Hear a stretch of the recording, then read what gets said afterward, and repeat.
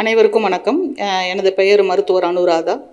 உணவு பாதுகாப்புத் துறையின் மாவட்ட நியமன அலுவலர், காஞ்சிபுரம் மற்றும் செங்கல்பட்டு மாவட்டம்.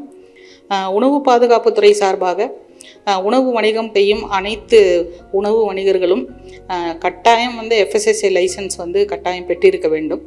அது இல்லாமல் உணவு வணிகம் செய்வது உணவு பாதுகாப்பு மற்றும் தரங்கள் சட்டம் 2006 படி குற்றமாகும். எனவே உணவு வணிகர்கள் அத்தனை பேரும் உணவு வணிகம் செய்யும் முன்போ இல்லை ஆரம்பித்ததுக்கு உடனே FSSAI லைசன்ஸ் ஆன்லைனில் மட்டும்தான் fastcast.fssa.gov.in என்ற இணையதளம் மூலயமாக நீங்கள் விண்ணப்பம் செய்யணும்.